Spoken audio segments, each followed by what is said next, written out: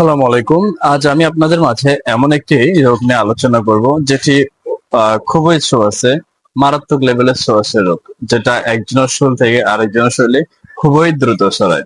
রোগটার নাম হচ্ছে জল বসন্ত বা চিকেন পক্স। আমাদের দেশে প্রায় সকল বয়সী মানুষেরই এই রোগটা হতে পারে। যারা একদম নবজাতক আছে, শিশু আছে, বাচ্চা আছে, বৃদ্ধ বয়স্ক, মধ্যবয়সী, যুবক যুবতী, সবারই এই রোগটা হওয়ার সম্ভাবনা আছে। এই রোগটা আসলে মূলত আমাদের জানুয়ারি মাসের শেষের দিক হতে মে মাস পর্যন্ত এই রোগটার প্রাদুর্ভাব খুব বেশি দেখা দেয়। সাধারণত শীতকালের শেষের দিক থেকে আপনার হচ্ছে বসন্ত শুরুর দিক পর্যন্ত এই রোগটা হওয়ার সম্ভাবনা অনেক বেশি থাকে। এই রোগটা যাদের হয়, যদি পরিবারের কোনো একজন সদস্যের হয়ে থাকে, তাহলে সেই পরিবারের অন্যান্য সদস্য যারা আছে তাদের যদি আগে জল বসন্ত বা চিকেন পক্স না হয়ে থাকে, তাহলে হওয়ার আহ, সম্ভাবনা খুবই বেশি থাকে।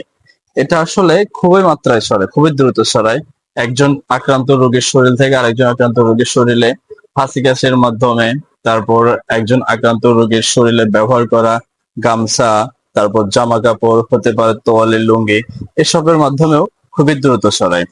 আর এই রোগে যারা আক্রান্ত হয় এদের চিকিৎসা, এই রোগের চিকিৎসা নেই বললেই চলে। এই রোগের জন্য সাধারণত যে সকল সিমটম দেখা যায়, চুলকায় বেশি, চুলকানোর জন্য কিছু অ্যান্টিহিস্টামিন খেতে পারে। এরপর হচ্ছে একটু শরীর ব্যথা থাকতে পারে, হালকা জ্বর ভাব থাকতে পারে, তার জন্য নর্মালি প্যারাসিটামল খাইলেই হয়। আর যারা চিকেন পক্সে আক্রান্ত হয়, এই রোগটি মোটামুটি 7 থেকে 8 দিনের মধ্যে ইনশাল্লাহ সুস্থ হয়ে যায়। আর এই রোগের জন্য খুব বেশি ভয় পাওয়ার কিছু নাই, তবে অনেক বেশি সাবধানতার প্রয়োজন রয়েছে। আর চিকেন পক্সের লক্ষণ, প্রতিকার, কিভাবে ছড়ায়, কি কত দ্রুত ছড়ায়, এই সকল বিষয়ে বিস্তারিত আমি কমেন্ট বক্সে দিয়ে দিচ্ছি। অনুগ্রহ করবো কমেন্ট বক্স থেকে দেখে নেবেন। ভিডিওতে সবকিছু বলতে গেলে ভিডিওটা অনেক বেশি লম্বা হয়ে যায়, বড় হয়ে যায়, অনেকে বড় ভিডিও দিলে পছন্দ করে না। এর জন্য বিস্তারিত একটু কমেন্ট বক্স থেকে দেখে নেবেন। আর ধন্যবাদ সবাইকে।